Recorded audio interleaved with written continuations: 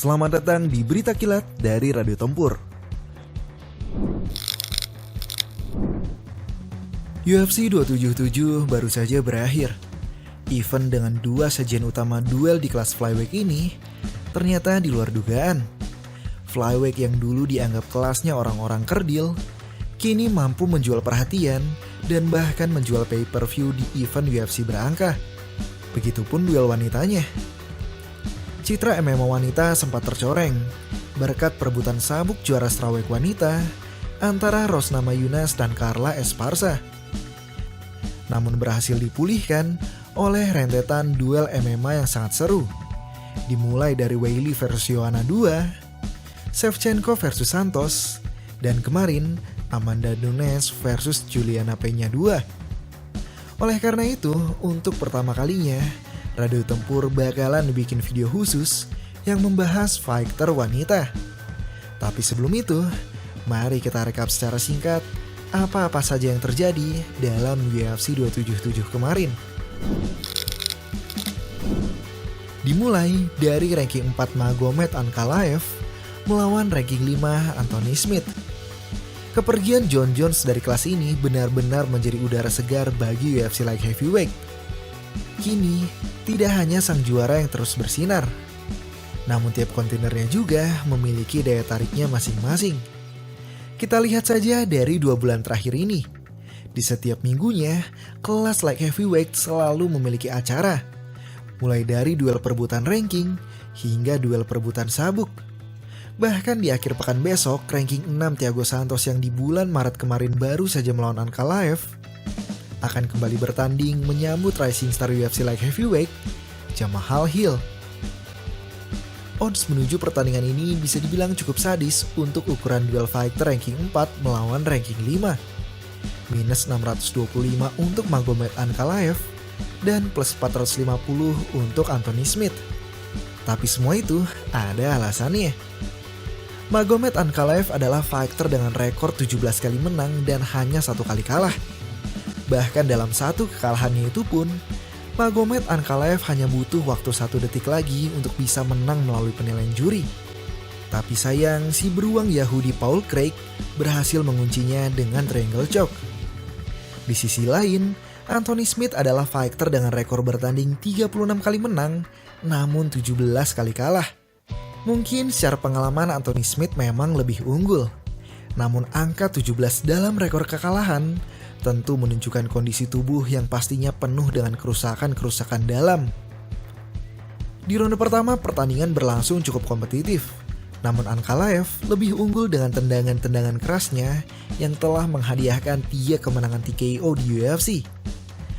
Belum lagi, calf kick keras yang nampaknya selalu terlambat untuk Anthony Smith tangkis. Di ronde kedua, kenaifan Anthony Smith yang mencoba men-takedown pegulat asal Dagestan ini menjadi awal kehancurannya di malam itu. Anthony Smith gagal membawa jatuh Ankalaev. Dan Ankalaev balik menghujaninya dengan ground and pound tanpa ampun. Kemenangan finishnya atas Anthony Smith melanjutkan winning streaknya di UFC ke angka 9 kemenangan berturut-turut. Kemenangan spektakuler ini juga nampaknya akan memasukkan nama Ankalaev dalam konflik segitiga antara Prochazka, Teixeira, dan Blachowicz. Menurut brother sekalian, matchup mana yang cocok untuk Ankalaev berikutnya? Pertandingan berikutnya adalah duel perebutan sabuk juara interim UFC Flyweight antara mantan juara Brandon Moreno melawan Kai Kara-France. Duel ini pun secara khusus akan Radio Tempur bahas dalam video fight recap. Karena brother sekalian tahu gak sih, Kai Kara-France dulu pernah bertanding di Indonesia. Tepatnya di kota Bandung. Dan siapa sangka, kemarin ia bertanding untuk menjadi juara dunia UFC.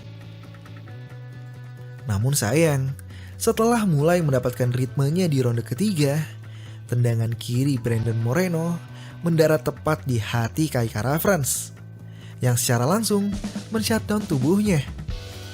Dengan demikian, Brandon Moreno mendapatkan sabuk juara interim UFC Flyweight. Sebagai orang yang pernah merasakan sabuk emas sesungguhnya, tentu ia tidak merasa puas dengan sabuk sementara ini. Kebetulan sang pemegang sabuk emas sesungguhnya itu hadir di arena. Dalam post-fight interviewnya, Brandon Moreno menanyakan Jorogan di mana Figueiredo berada. Dan Figueiredo diundang masuk ke dalam oktagon. Dalam perjalanannya, Figueiredo memasang gimmick penjahatnya. Gua pikir dia akan membuat kegaduhan di dalam oktagon. Namun setelah melihat niat baik dari Moreno, meskipun Figueiredo tidak mengerti karena keterbatasan bahasa, Figueiredo mengerti bahwa apa yang Moreno sampaikan adalah bentuk respect. Dan Figueiredo pun membalas respect tersebut. Pertandingan ini akan menjadi kuadrilogi pertama bagi UFC. Kita sudah banyak melihat trilogi di UFC. Mulai dari Miocic versus Cormier, Volkanovski versus Holloway, dan lain sebagainya. Dan alasan mengapa trilogi tersebut berakhir, karena di pertemuan ketiga, pemenang jelas di antara dua kontender tersebut berhasil terjawab. Namun dalam kasus Figueiredo dan Moreno, siapakah yang terbaik di antara mereka berdua masih bisa diperdebatkan. Dan rasanya, ini adalah kali pertamanya gue tidak bosan melihat kedua fighter bertanding melawan lawan yang itu-itu saja. Jika kuadrilogi ini terjadi, siapa yang brother sekalian pegang? Terakhir, berita dari main event UFC 277 ini. Perebutan sabuk juara UFC Flyweight wanita antara sang juara Juliana Pena melawan sang mantan juara Amanda Nunes. Pertandingan pertama mereka tercatat sebagai upset terbesar dalam sejarah MMA. Pena yang berada di angka plus 700 dan Nunes di angka minus 1125 mampu mengagetkan dunia usai mencekik sang singa betina. Kejadian itu mencoreng tidak hanya nama Amanda Nunes sebagai juara bertahan dan predikatnya sebagai fighter MMA terbaik sepanjang masa, namun juga kredibilitas dari MMA wanita itu sendiri. 6 tahun dominasinya di oktagon hancur dalam duel yang bisa dibilang sama sekali tidak kompetitif. Keganasan singa betina yang selama ini Nunes tunjukkan hilang di malam itu. Amanda Nunes menyampaikan berbagai alasan, di mana alasan utamanya adalah COVID-19 yang sempat ia terima belum benar-benar pulih. Bahkan usai kekalahan ini pun sempat beredar kabar bahwa Amanda Nunes berniat gantung sarung tangan. Mengingat segala pencapaian di industri MMA wanita ini telah ia peroleh. Dalam post-fight interviewnya kemarin, Nunes membenarkan kabar tersebut.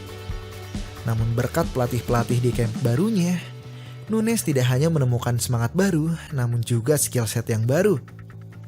Selama 5 ronde penuh, Amanda Nunes membantai sang juara. Namun kegigihan Juliana Pena memang patut kita akui. Di malam itu, Amanda Nunes kembali keluar sebagai singa betina yang selama ini kita kenal. Namun selama 5 ronde itu juga, Juliana Pena mampu bertahan hidup untuk tidak menjadi mangsa Nunes yang sudah-sudah. Hingga ketiga jurilah yang harus turun tangan untuk memenangkan Amanda Nunes. Meski mampu bertahan, kemenangan Amanda Nunes atas Pena ini menunjukkan gap skill yang terlampau jauh. Kemenangan ini seolah mengubur pertemuan pertama mereka dan menganggap malam itu tidak pernah terjadi. Kira-kira siapa lagi sih sisanya buat Amanda Nunes ini? Demikian berita kilat hari ini. Sampai bertemu di video selanjutnya. Terima kasih.